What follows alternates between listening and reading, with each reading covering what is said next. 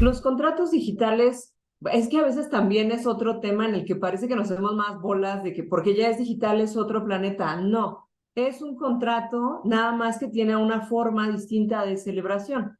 Y hay contratos, o sea, tienen las mismas características que tiene un contrato, las mismas características esenciales, que es el objeto, o sea, qué voy a contratar y el consentimiento, que las dos partes estén de acuerdo en las condiciones de contratación. Entonces, esto simplemente en el mundo online pasa a que se haga de una forma digital.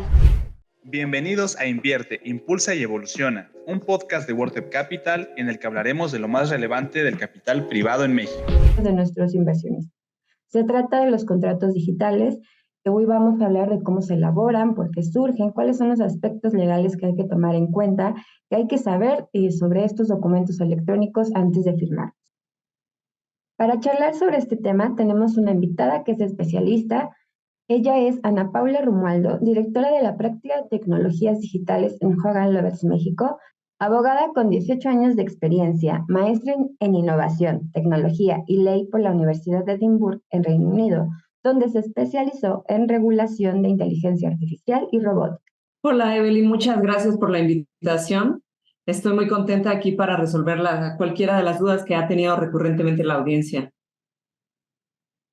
Gracias a ti por el espacio, Ana Paula. Bueno, empecemos un poquito con este proceso que vimos de la digitalización, que si bien no es nueva, a partir de la pandemia tuvo este dinamismo y eso llevó a que cada vez más transacciones y cualquier tipo de operación se llevara a cabo desde un teléfono dispositivo, algún smartphone, y pudiéramos hacer ese tipo de operaciones.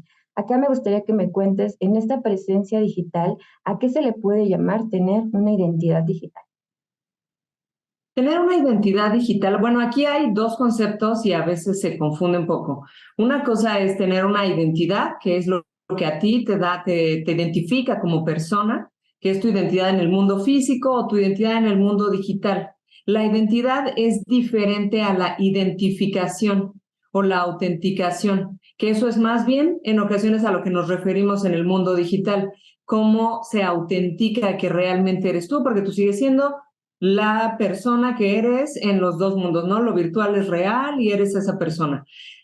También aquí ocurre que esto era también bastante, y seguro lo escucharon en algún momento cuando decían en el internet nadie sabe que eres un perro, ¿sí? Bueno, pues sí, pero el perro es un perro y la persona es esa persona en los dos mundos. Pero te digo, aquí nos referimos más al tema de autenticación, o sea, sí, en el internet nadie sabe que eres un perro, pero ¿cómo autentican que eres un perro o que eres una persona? Entonces eso es lo que cambia y eso es lo que va evolucionando en el medio de las tecnologías digitales. O sea, ¿cómo realmente acredito que es esa persona o cómo realmente pruebo o puedo saber que es esa persona la que dijo que era, la que firmó el contrato que firmó? O sea, ¿cómo realmente sé que es esa persona? Entonces es más un tema de autenticación de identidad. Correcto, y precisamente en esta parte, a la hora de hablar de llevar estos documentos electrónicos como son los contratos digitales, antes de que me cuentes cómo hacer esta autenticidad, platícame entonces de qué se tratan los contratos digitales y cómo es que surgen. Los contratos digitales, es que a veces también es otro tema en el que parece que nos hacemos más bolas de que porque ya es digital es otro planeta. No, es un contrato nada más que tiene una forma distinta de celebración. Y hay contratos, o sea, tienen las mismas características que tiene un contrato, las mismas características esenciales, que es el objeto, o sea, qué voy a contratar y el consentimiento, que las dos partes estén de acuerdo en las condiciones de contratación. Entonces, esto simplemente en el mundo online pasa a que se haga de una forma digital. Entonces, eso es la diferencia de un contrato digital. Hay contratos que, por supuesto, exigen, dependiendo de la materia, en esas materias yo no las veo, exigen que sea la forma escrita.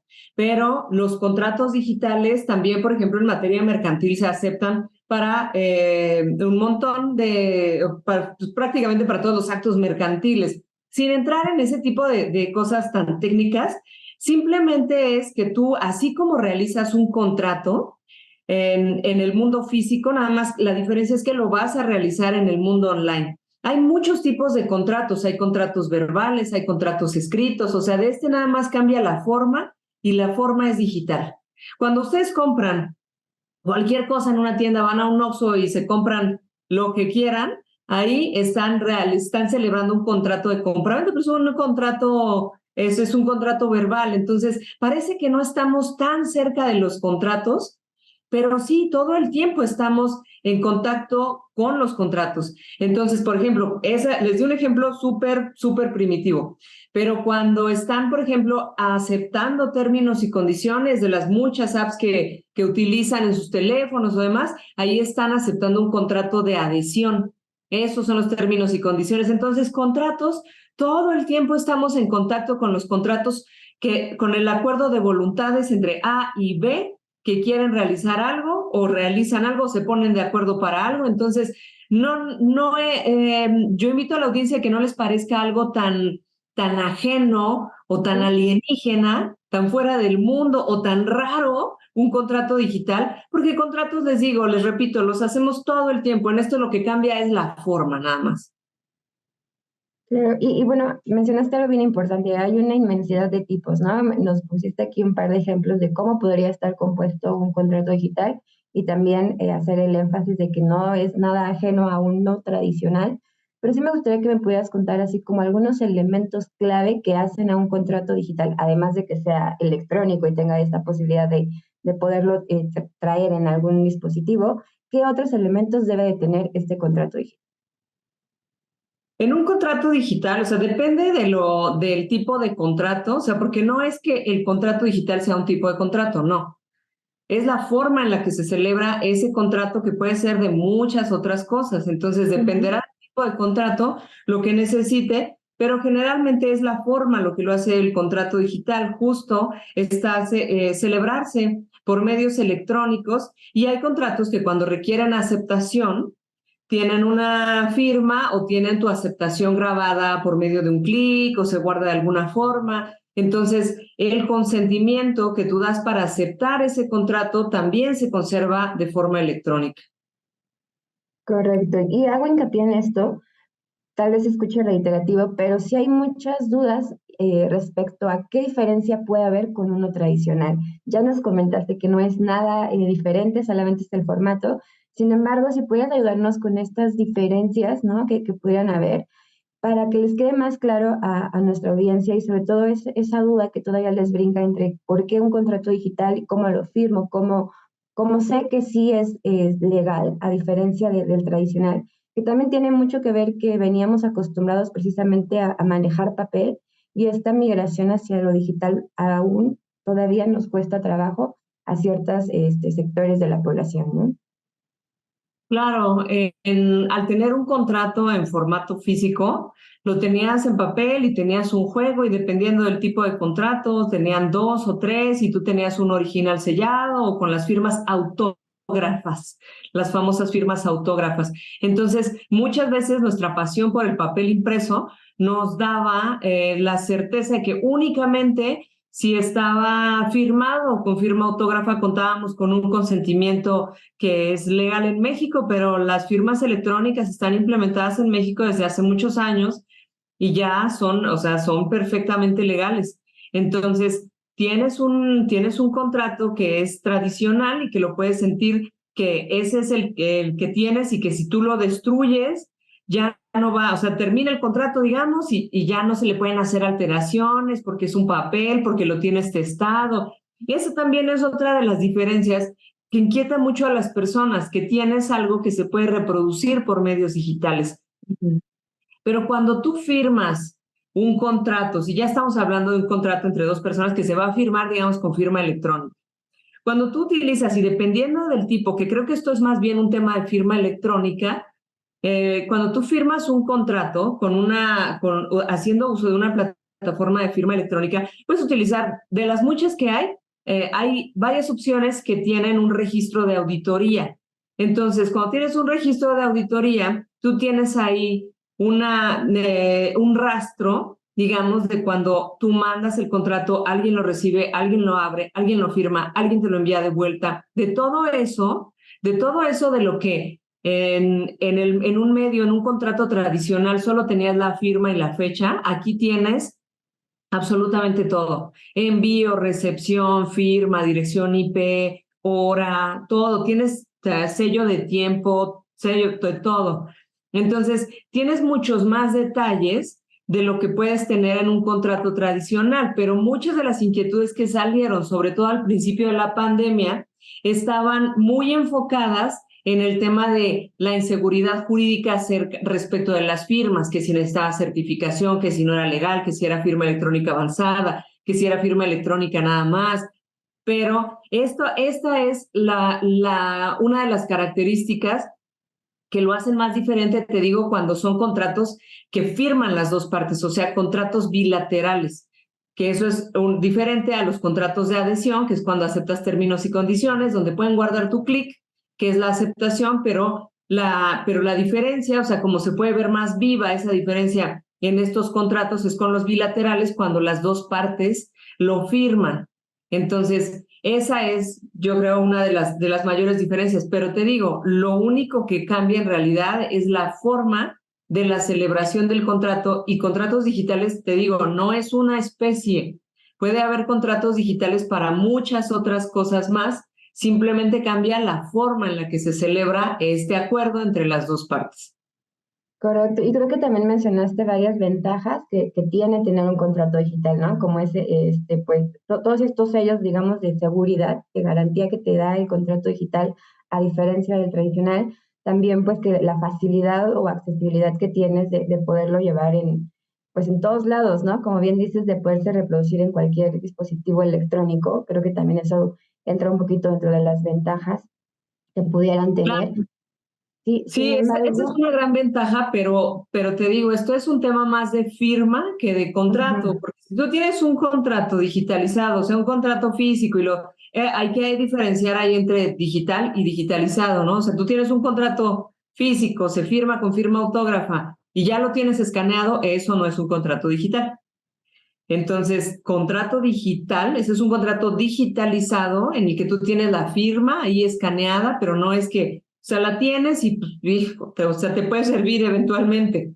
Pero cuando tienes un contrato que se celebra por medios digitales, o sea, que se firma, por ejemplo, con firma electrónica o que se ujú, acepta con este consentimiento a través de un clic, es distinto. Entonces, sí lo puedes traer también ahí y hay muchas ventajas de almacenamiento. Hay muchas ventajas de que tienes muchos más detalles de la celebración y también surgían dudas, también te digo, me tocaron muchas cuando empezó la pandemia y que, bueno, yo le mando un contrato a alguien para que lo firme, pero no me siento segura o no me siento seguro de que sea la persona que dice que firme, porque qué tal que es un correo al que más personas tienen acceso o demás, ¿no? Entonces, también de eso, o sea, eso ya está más pasado que nada, porque depende del tipo de firma, o sea, si es una firma ujú. electrónica avanzada, pues tiene otras características. Y si es una firma electrónica, nada más, que no sea avanzada, también existen las plataformas medios de asegurarte que realmente esa persona. Puedes pedir que manden algún tipo de identificación oficial, puedes pedir una autenticación, un doble factor de autenticación, o sea, formas para autenticar la identidad de los firmantes, las hay muchas para dar seguridad de que sí está firmando el contrato la persona que dice que lo está firmando. Y Sí, si me hablan también que pueden existir mil dudas y antecedentes pero yo me acuerdo que en 1998, yo efectivamente. me acuerdo que en 2005 vi que se falsificó y que alguien utilizó una firma electrónica avanzada y firmaron. Bueno, eso pasaba muchísimo también con las firmas autógrafas, pero mucho más. ¿Por qué creen que existe la pericial también para verificar la autenticidad de las firmas? Porque eso también pasaba. No es que con la firma autógrafa tuvieras más seguridad. Tú puedes ver una firma autógrafa y puedes tener dudas, o sea, a pesar de que sea una firma autógrafa, de que sea una firma original. Entonces, les digo, o sea, no falta que van a decir, pero yo tuve una experiencia ya por el año de no sé qué, o el mes pasado, o en tribunal les dijeron que tal cosa de la firma, tanto de la avanzada como de la no avanzada, y alguien la utilizó y está mal. Bueno, pues sí, pero pasa también con la autógrafa. Pero te digo, o sea, la ventaja es que utilizándola correctamente se pueden tener muchos más elementos para acreditar que es la persona. Y pues sí, la firma electrónica avanzada, o sea, ya necesitas algo, pues hacer algo y que ya es esto, impersonation, o sea, para estar en lugar de la persona, para utilizar la llave y el certificado que la persona tiene para generar su firma electrónica avanzada. Pero eso también se pone dentro de los mismos contratos. Cuando se firma con firma electrónica, independientemente del tipo de firma que sea, se puede incluir una cláusula donde también especifiquemos que se utilizan, los medios los utiliza la persona. Ya ahí depende de cómo se deja el contrato, que esa pues a veces también es una diferencia, que en lugar de traer la cláusula de los contratos tradicionales, de contiene firma autógrafa, lo firman el tal y tal día, se cambia ahí o se puede cambiar, digo, no es obligatorio, eso también es cosa de cómo se diseña el contrato, que las personas están reconociendo que están utilizando su firma electrónica y que con esto están dando consentimiento, que están utilizando, que los medios están en su control. Se pueden hacer muchas cosas para poner esa cláusula, se le pueden dar distintos matices, pero te digo, o sea, el caso es que sí es la firma electrónica, se puede considerar un medio más seguro que la propia firma autógrafa, y la firma electrónica avanzada, pues mucho más. Sí, claro, y de hecho precisamente iba hacia allá. Aquí sí, hazme esta precisión, Ana Paula. Me parece que la ley de la firma electrónica para ya que empiece o estuviera en vigor, ya tiene más de 10 años, me parece, entonces también ya hay como hay Sí, un por supuesto. camino recorrido, ¿no? Y hay muchos Sí, elementos que ya nos enlistaste ahorita de seguridad. Me gustaría que sí como puntualizarlos. Entonces, ellos antes de firmar un contrato digital, a qué sí o sí deberían de poner mucha atención. cuando las personas firman un contrato digital, o sea, es que esto es lo mismo que cuando firman un contrato, o sea, si es para el tema de la forma digital, no es por ahí, o sea, esa es la forma del contrato, es otra cosa, o sea, las cosas a las que se les tiene que poner atención de un contrato, depende del tipo de contrato que firmes, y eso va dentro de las condiciones, el objeto, o sea, eso es a lo que se le tiene que poner atención en realidad. Pero eso depende nuevamente, eso no se puede Del decir, tipo de o sea, contrato. en general de los contratos digitales tienes que tener en cuenta tal cosa esta, ¿no? Más bien, si vas a firmar un contrato que se considera que es con firma electrónica, no es que lo firmes autógrafo y lo escaneen y eso sea un contrato. Eso sí sería lo básico, ¿no? Que no se considere que eso es un tipo de firma electrónica, porque ese es un escaneo de una firma autógrafa. Entonces, ya nada más en el tema de la forma, porque te digo, el fondo es dependiendo de cada contrato, es que si vas a utilizar una firma electrónica, si, dependiendo de si es la avanzada o la firma electrónica que no es avanzada, que luego para efectos pedagógicos la conocemos como simple, si vas a utilizar cualquiera de esas dos firmas, que exista algún modo en el que se pueda verificar la identidad de los firmantes, o sea, que sepas cómo lo están verificando o que sepas que hay un rastro, que es una plataforma que sí tiene un rastro de auditoría, que una vez que lo firmen las dos partes, se puede tener una hojita, bueno, ese es el rastro de auditoría, es una hojita que sale aparte en donde sale lo que te comentaba, dirección IP, sello de tiempo, fecha cuando se mandó el correo, cuando se abrió, cuando se firmó, y dependiendo del tipo de plataforma, o sea, ese es uno, ¿no? Que es a mí me parece muy práctico el rastro de auditoría. Hay otras que tienen también video incluso para el momento de la firma, aparte del rastro de auditoría. Hay otras que tienen una forma en la que estás tú, cuando estampas tu firma autógrafa, y entonces cuando lo haces en la digital, hace que sea match con las dos formas en las que firmas. Y esto es precisamente para las personas que no pueden bueno, no es que sea un defecto, ¿verdad? Pero para las personas que de Cuesta plano más dicen, trabajo. yo no puedo si no es el garabato. Ujú. Porque también la firma electrónica, lo que tiene la avanzada, no es el garabato que conocemos como la firma. Y la firma electrónica avanzada puede ser tu nombre en manuscrita, puede ser la firma autógrafa que tú pongas, pero en realidad lo que le da validez a esa firma es que es tu firma y que tú la estás aceptando y que cuenta con metadatos respecto del consentimiento que tú estás dejando de ese contrato. Entonces, lo que luego les platicaba mucho a los clientes es que el garabato ya, o sea, pensamos en la firma y parece que ya nos imaginamos el siglo no sé qué esto, como me acuerdo, ¿no? De si fuera así de caricaturas, como en las caricaturas en las que sacaban algo de vas a firmar no sé qué cosa, ¿no? Ahora que se puso, bueno, hace tiempo, el año pasado que se puso de moda la sirenita otra vez, cuando sacan el contrato y lo extienden y la sirenita tiene que firmar autógrafo, va a firmar. Entonces, todo eso es lo que nos hace que en nuestra mente tengamos tan impregnado el concepto de que la firma es autógrafa. Y entonces vemos una firma electrónica que no es la firma, el garabato que tenemos, y la avanzada, que no es para nada un garabato, es una serie alfanumérica. Entonces, eso obviamente nos saca del molde que tenemos ahí, pero tenemos que entender que la firma también, como muchos actos jurídicos, ha avanzado. Claro, y aquí, perdón que haga como esta pausa, porque dices bien firma electrónica avanzada. Y para que no se confunda nuestra audiencia, me gustaría hacer como esa diferencia, ¿no? Podríamos entender la firma electrónica simple como este NIT o una contraseña que podemos generar. Y la avanzada ya podría ser algo más elaborado, como sucede, por ejemplo, con el SAT, que ya es una firma que incluso tienes que bajar en un documento. ¿Podría ser algo así? O ayúdame a poner un ejemplo más claro.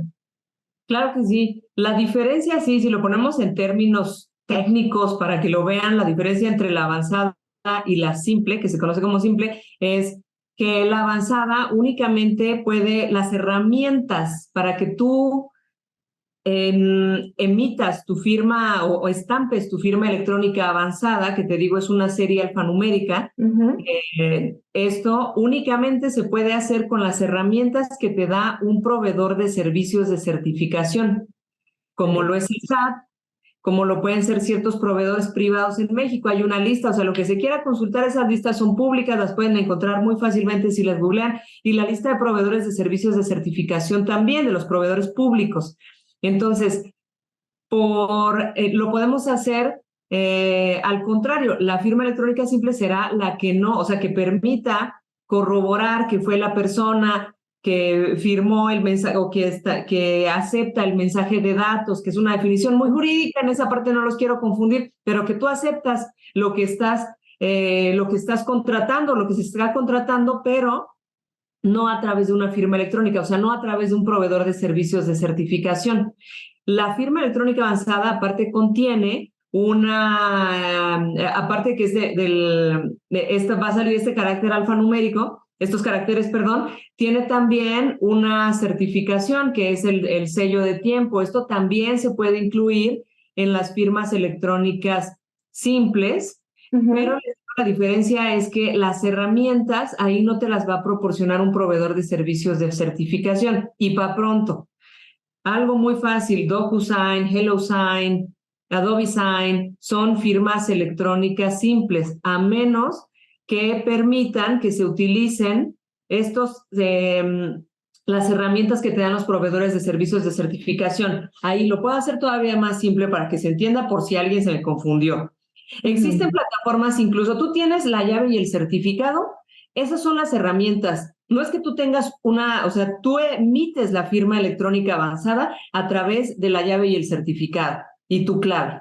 Entonces, esas herramientas que tú tienes, hay plataformas que permiten la integración de esta llave, el certificado y la clave para la generación de la firma electrónica avanzada. Entonces, tú puedes estampar tu firma electrónica avanzada no únicamente en documentos del SAT. Hay otras plataformas que permiten la utilización de estas herramientas para que tú en otro tipo de contratos pongas una firma electrónica avanzada y con eso es completamente válido. Si utilizas otra plataforma, que incluso en la que no tengas que ingresar llave, certificado, clave, esa es una firma electrónica simple. Perfecto, muchas gracias, Ana Pau. Y bueno, acá también, yo sé que ya me has contado a lo largo de la conversación que depende mucho del tipo de contrato y con quién estés firmando ese contrato, ¿no? Que no, el que sea un contrato digital no quiere decir que sea un tipo más. Pero sí hay otra duda muy recurrente sobre qué ley está detrás de los contratos digitales o qué es lo que le está dando legalidad. ¿Podrías ayudarme con eso? Claro, pues ahí también, eso sí depende, ¿saben? La respuesta favorita de los abogados depende si le aplica legislación mercantil, legislación civil, pero son esas dos legislaciones principalmente las que le pueden aplicar. Perfecto. Y ahora del tema de autenticidad, que también lo hemos estado platicando a lo largo de la conversación y antes de terminar esta plática que la verdad está muy interesante, me gustaría también platicar un poquito justo de estas soluciones tecnológicas que cada vez estamos viendo y que nos pueden ayudar a justo dar esa seguridad. No sé si podrías ayudarme con otro tipo de tendencias que podemos ver para verificar la autenticidad de la persona que va a firmar un contrato. Claro que sí. Ah, y aparte nada más me faltó decirte lo de las leyes, o sea, eso es lo que le da el fondo a que puedas, o sea, que la forma que pueda tomar un contrato sea de la forma digital, pero lo que le da, por ejemplo, a la firma electrónica avanzada, pues es la ley de firma electrónica. Entonces, bueno, otras de las cosas que podemos hacer para autenticar la identidad de una persona, te digo, es como, igual esto nos puede parecer súper ajeno, pero cada vez que tú te conectas a alguna aplicación o alguna cosa, tú incluyes un usuario y una contraseña. Esa es una forma de autenticación de identidad. Y luego, cuando estás utilizando una cuenta en un dispositivo que no es conocido, te pueden mandar un doble factor de autenticación, ya sea al puro dispositivo o te mandan un mensaje de texto para que lo ingreses. Y entonces, de esa forma, autenticas que eres tú. También hay otras aplicaciones que sirven para generar códigos para que sepan que eres tú quien está utilizando eso. Entonces, hay muchas formas que pueden hacerse, además de la súper tradicional de la copia de tu identificación oficial, que la copia de la identificación oficial, para efectos de, por ejemplo, tienes que autenticar tu identidad. Cuando haces, y esto es algo muy sencillo, ¿no? Cuando haces una solicitud de acceso de datos personales, quien te responde esa solicitud tiene que autenticar tu identidad, o sea, asegurarse que eres tú antes de responderte. Entonces, si tú le mandas una copia de tu INE, pues con eso podría autenticar tu identidad. Pero qué tan, o sea, al punto en el que estamos ahorita, qué tan sólido sería que eso sea con lo que se autentica tu identidad en una plataforma online. Por eso se autentica la identidad de otras formas, por eso tienes preguntas de seguridad, por eso tienes doble factor de autenticación, porque ha evolucionado la forma en que se puede autenticar la identidad de la persona. Correcto. Incluso aquí, si me permites poner un ejemplo bien común para que también ellos lo sientan cercano, que estamos en este tipo de transacciones y operaciones digitales pues en el día a día. Incluso cuando inicias sesión de tu correo en un dispositivo nuevo, te avisa, Claro. ¿no? Te manda el Sí. mensajito de, oye, estás iniciando, ¿quién eres tú? Creo que eso también nos ayuda a entender. Eso también es autenticación de identidad, sí, totalmente. Estamos muy en contacto con eso. Es como muchas tecnologías que vemos, a veces las vemos muy lejanas, o te digo, las pensamos muy alienígenas, muy ajenas a nosotros, pero en realidad estamos muy cercanos a ellas, muy cercanos y muy cercanas a ellas, y los utilizamos generalmente en el día a día, la firma, la aceptación, la autenticación de identidad, un montón de cosas. Efectivamente, pues bueno, Ana Paula, nos acercamos al final de este episodio y no me quisiera despedir sin antes hacerte una última pregunta. ¿Qué le dirías a estos inversionistas, a esta audiencia que nos está escuchando para que deban estar o deban de sentirse seguros a la hora de firmar un contrato digital? Yo les diría que no tengan miedo a firmar un contrato de forma digital, a utilizar su firma electrónica, simplemente que entiendan que esto es mucho más seguro y mucho más práctico que, o sea, irnos paperless es mucho mejor que tenerlo todo en forma digital, se pueden tener respaldos, pero que pierdan el miedo a utilizar esto y que de esto que por supuesto muchas veces se decía, pero eso acuérdense que ya quedó de AP antes de la pandemia, cuando decían, no, es que tú te llevas un contrato firmado digital y el tribunal te va a decir que ni siquiera sabe qué es eso. No, pues ya también los tribunales tienen la FIREL, o sea, esto ya está mucho más socializado, entonces ya hay otros tipos ya es otro entendimiento. Entiendo que dependiendo de la sofisticación del tribunal nos podemos encontrar con algunos tipos de problemas, porque ese es lo más recurrente que me he encontrado, créeme, que es como si tengo contingencia, ¿qué tan probable es que me digan que esta firma no jala o que esta firma no es la persona? En eso nada más nos tenemos que asegurar de la identidad, de que fue celebrado y que tenemos un rastro y que en caso de contingencia, ¿qué tribunal sería? O sea, para ver qué nivel local, federal, si es local, bueno, cuál. Entonces, yo creo que con eso podemos estar del otro lado, pero les diría que tengan confianza y que no le tengan miedo al uso de la tecnología, que ya lo estamos utilizando pues en el día a día. Efectivamente, ya es parte de nosotros.